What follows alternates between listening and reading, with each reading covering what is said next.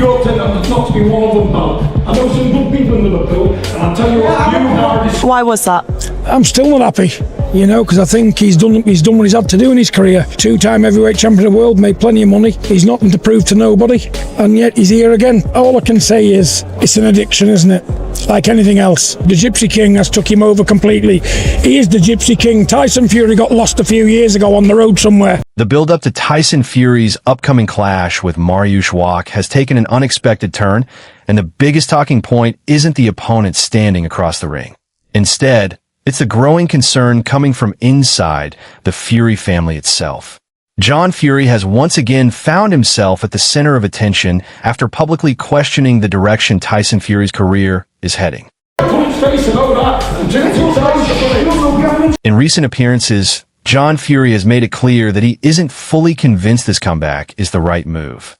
While he still believes Tyson possesses talent and experience that most heavyweights could only dream of having, he has raised concerns about the people surrounding the former world champion and the overall preparation taking place ahead of the fight. I talk to Tyson about much these days because he don't listen to me anymore, you know, and at the end they only want the best for the man.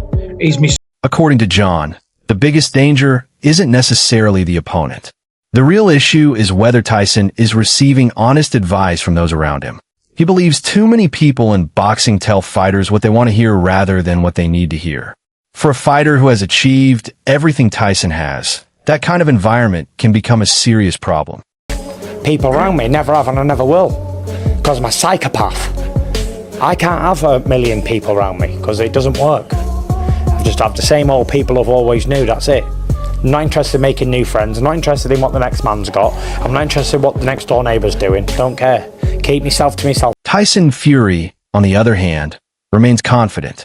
The former heavyweight champion has repeatedly pointed to his accomplishments throughout his career and insists that he still has the ability to compete at a high level.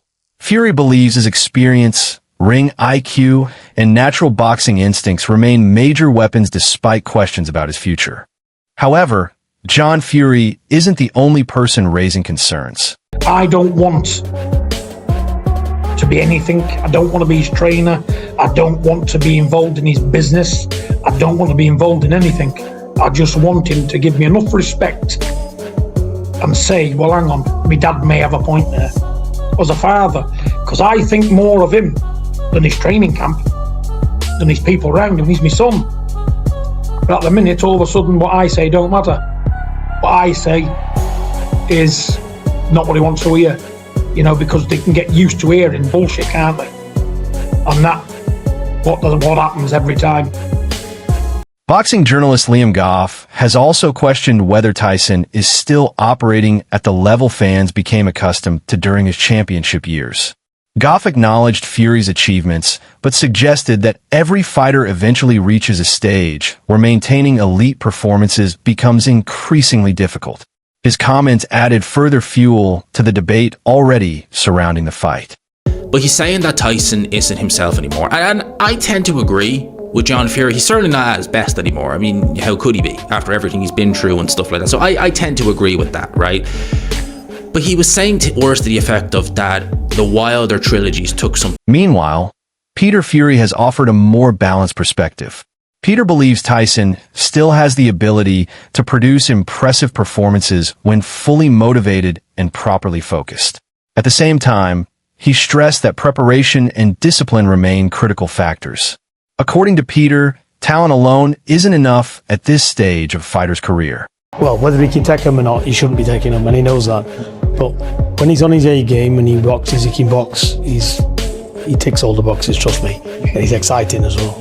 And he does the right thing with this level of opposition because he's walking. Another respected voice entering the discussion is McKenzie. The former world champion has expressed skepticism regarding Tyson Fury's place among boxing's all-time greats. While McKenzie respects Fury's accomplishments, he argues that legacy discussions often become exaggerated and that fighters must continue proving themselves against quality opposition.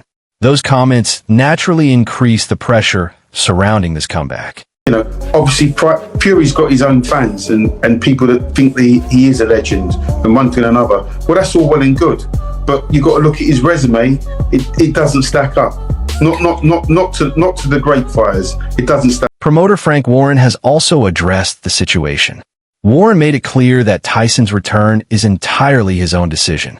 He emphasized that nobody forced Fury back into boxing and that the fighter remains motivated by personal goals rather than financial necessity. Nevertheless, Warren admitted he understands why John Fury would have concerns as a father watching his son continue competing in such a demanding sport. The debate doesn't stop there. Him to come back or encouraged him in any way, because that's got to be his decision. He's a very wealthy guy. Financially, he's set up for life and probably 10 lives under. But he wants to fight, and he's in the gym. He's in tremendous shape, and that's his decision. And that's his decision. Understand, where his family are coming from. Several analysts have pointed toward Tyson's inner circle as a possible source of concern. Some believe John Fury's frustration may be directed less toward Tyson himself and more toward the people helping guide important career decisions. The suggestion that certain individuals may not always have Tyson's best interests at heart has become a growing talking point among boxing observers. As fight night approaches, the discussion continues to intensify. Fair enough. More clickbait. By the way, I must warn you boys, when you're doing interviews with me, forget the clickbaiting. Because I'm telling you, last time I did interviews, they clickbaited, and let me clarify. Trainer Dominic Ingle has also shared his thoughts on the growing family tension. Having followed Tyson Fury's career for years, Ingle believes John Fury's outspoken comments come from genuine concern rather than a desire to create headlines. He argues that John has invested so much into Tyson's journey that it's natural for him to worry when he feels standards are beginning to slip. While his delivery can be intense, Ingle believes the message is ultimately about protecting his son from making costly mistakes. I 100% was retired, and now I'm 100% unretired. And people say this all the time, like, how can people not understand, like, can you not unretire once you retire? But nobody's retired more times than you. I know, in this era. In this era, nobody has, but there has been a lot of people retired before, a lot. Sugar Ray Leonard. Former world champion Tony Bellew has offered an equally honest assessment. Bellew believes Tyson Fury's greatest years may already be behind him, although he still respects everything Fury has accomplished inside the ring. He feels years of hard training camps and championship battles eventually take their toll on every heavyweight. According to Bellew, the challenge now is proving that Fury can still perform at the highest level despite the miles already accumulated throughout his career. And I think he was a force to be reckoned with in the heavyweight division, but I think, once again, every fighter has a window.